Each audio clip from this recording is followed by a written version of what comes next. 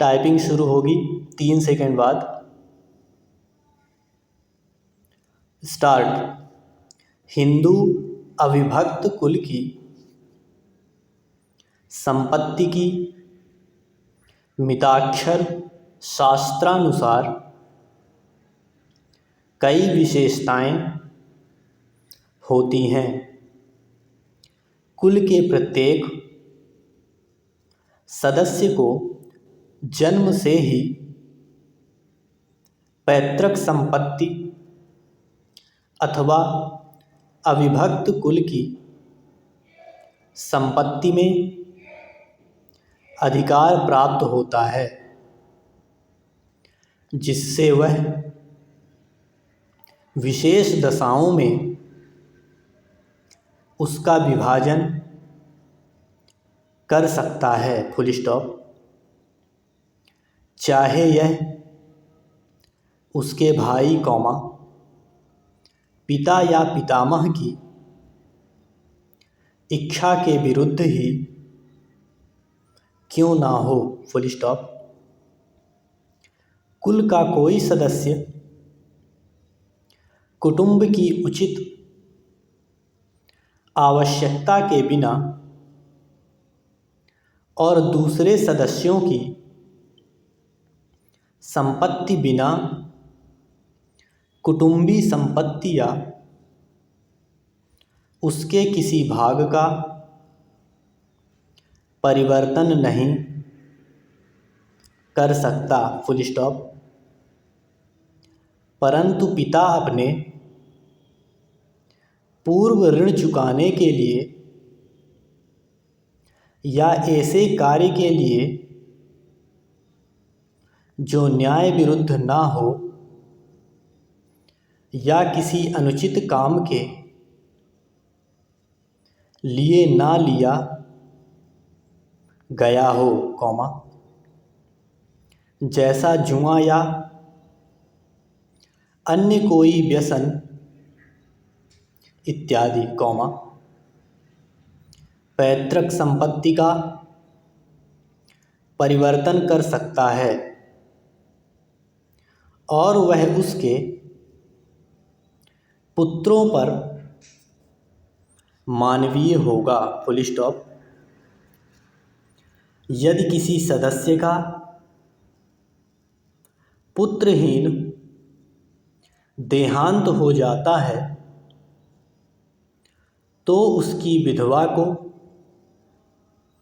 कुटुंब के निवास डैश गृह में रहने का और खान पान का अधिकार होता है, कौमा परंतु कुटुंब की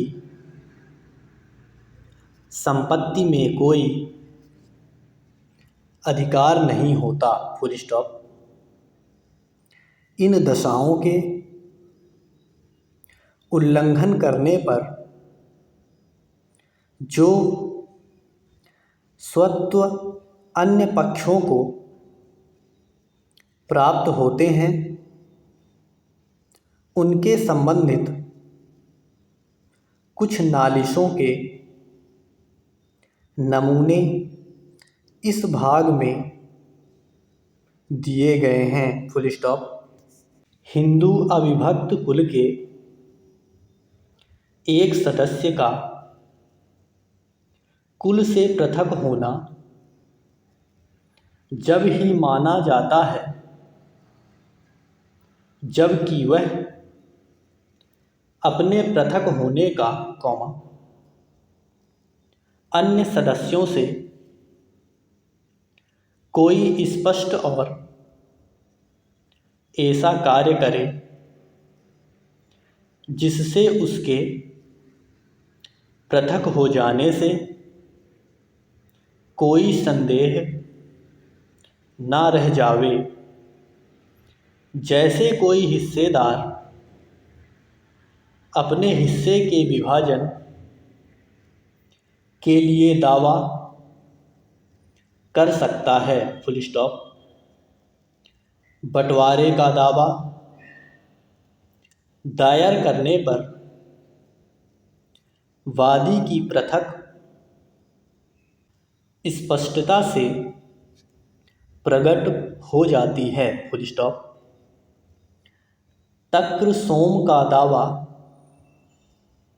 प्रत्येक नालिश हिस्सेदार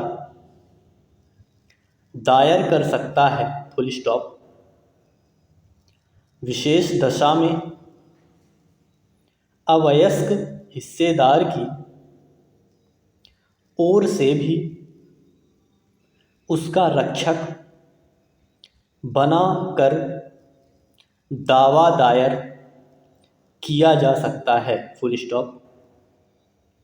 अविभक्त कुल की स्त्रियों में उस विधवा के अलावा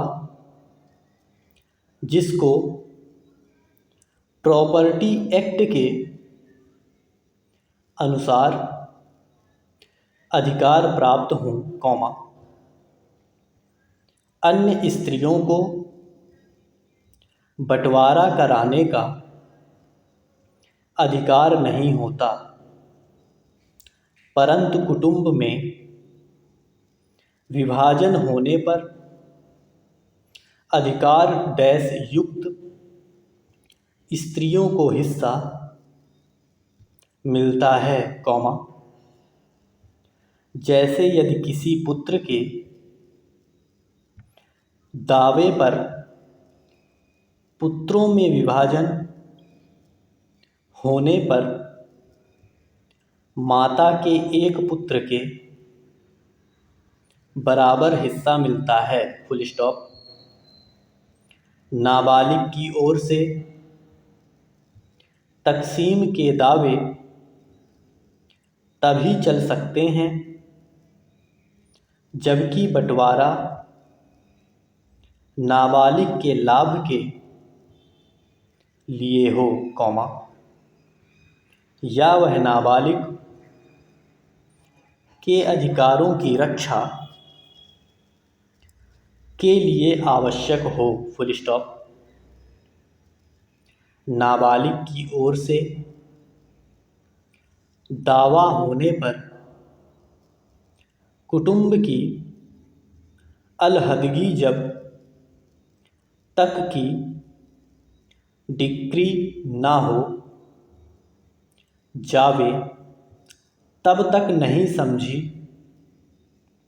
जाती, परंतु डिग्री होने पर उसका प्रभाव दावा दायर करने की तारीख से होता है। Full stop.